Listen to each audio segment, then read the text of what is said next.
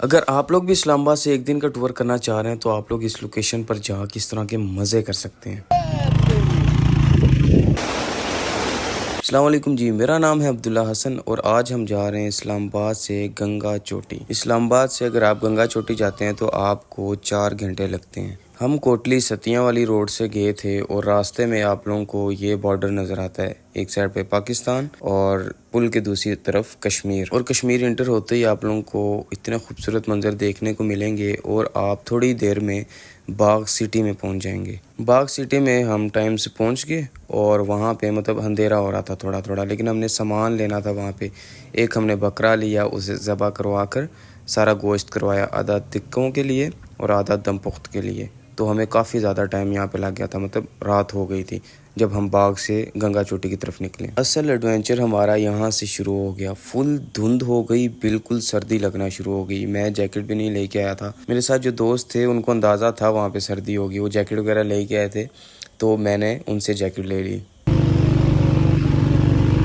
बाग city से आप जब गंगा चोटी की तरफ जाते हैं तो बहुत सख्त चढ़ाई आएगी रास्ते में। तो मेरे पास 125 था, होंडा 125, तो उसमें इतना जोर नहीं लग रहा था। ऊपर ऑक्सीजन भी कम थी और मोटरसाइकिल जोर भी कम लगाता है। तो एक बंदा, हम दो बैठे थे एक बाइक पे, एक बंदे को उतरना पड़ता था और दरमियान में इस तरह के प्यारे प्यारे गाँव आ रहे थे। जैसे ही गाँव आता था, गाँव की लाइटिंग से हमें थोड़ा नजर आता था, लेकिन जैसे ही हम गाँव क्रॉस करते थे आगे बिल्कुल अंधेरा होता था, सिर्फ बाइक की लाइट होती थी, तो बहुत कम नजर आता था।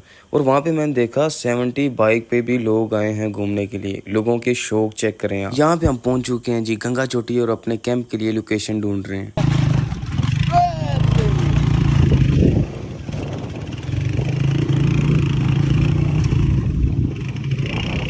बारबेक्यू और तमपुख्त के लिए आग तो जला ली है, लेकिन अब गोश्त धोने के लिए मैं नीचे जंगल में निकल गया चश्मा तलाश करने के लिए।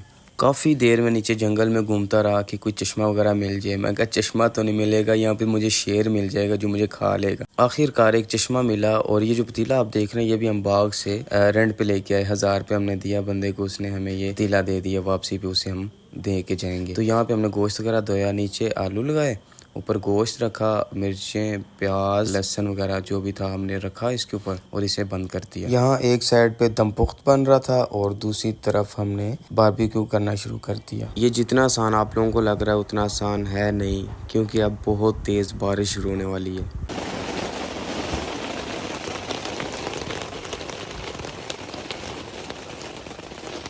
बारबेक्यू थोड़ा कच्चा पका था, वो अपने दोस्तों को सबको खिला दिया क्योंकि बारिश बहुत तेज़ हो गई थी और कोयले जो थे वो बारिश की वजह से ख़त्म होना शुरू हो गए थे। बार बार हम दम पुख्त को चेक कर रहे थे पक गया कि नहीं पका, क्योंकि इसे 3 से 4 घंटे लगते हैं पकने में।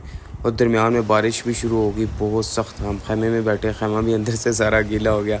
बाहर हमारा दम पुख्त रेडी हो रहा था। एक टाइम ऐसा आया दम पुख्त के नीचे जो कोयले थे वो भी ठंडा होना शुरू हो गए, क्योंकि वहाँ पे सारा पानी आ चुका था।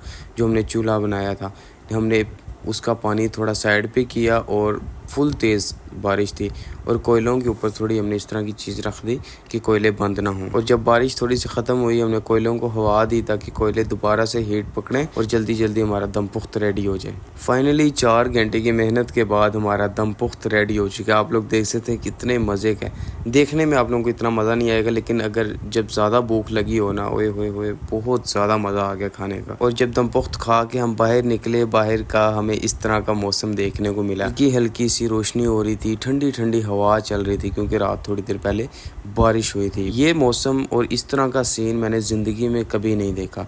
अभी सिर्फ हमें वेट था सनराइज़ हो और हम उसको देखें। और थोड़ी देर बाद वेट करने के बाद हमने थोड़ी बहुत तस्वीरें वगैरह क्लिक की और उसके बाद जो हमें देखने को मिला, मुझे तो यकीन ही नहीं हो रहा था कि ये असल में है या फिर मैं कोई तस्वीर या किसी मूवी का सीन देख रहा हूँ। ये जो लोकेशन आप देख रहे हैं यहाँ से एंट्रेंस है इस गंगा चोटी की, और ये आप सनराइज़ एक तरफ देख रहे हैं, दूसरी तरफ ये नीचे जंगल और पीछे पहाड़ और पहाड़ों के ऊपर बादल। और ये जो आप देख रहे हैं ये हमारा कैंप लगा है। रात हमने यहाँ पे बारबेक्यू और सारा कुछ किया।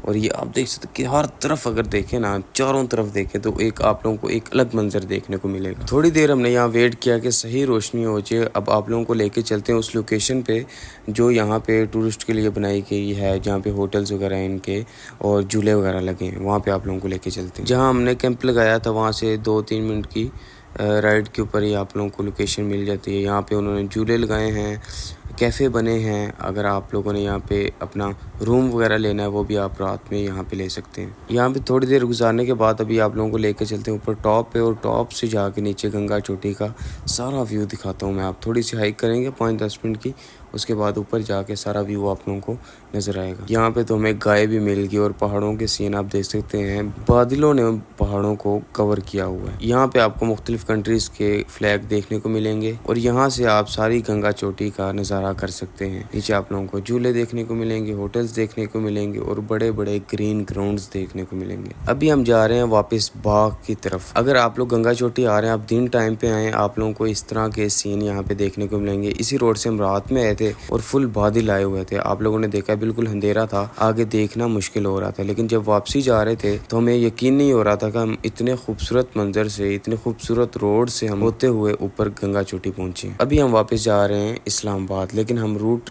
थोड़ा चेंज करेंगे। सबसे पहले जाएंगे हम बाग से कोहाला, जहां से मुजफ्फराबाद तकरीबन 40 से 45 मिनट की मुसाफत पर है। उसके बाद हम जाएंगे कोहाला से मरी और मरी से दोबारा वापस इस्लामाबाद। ये था जी हमारा एक दिन का ट्रिप जो हमने इस्लामाबाद से एक दिन में किया गंगा चोटी, और रात रहकर वापस आ गए सुबह। अपने दोस्त अपने भाई अब्दुल्ला हसन को जल्दी से फॉलो कर लें ताकि इस तरह की मज़े की वीडियोस आप तक पहुँचती रहें।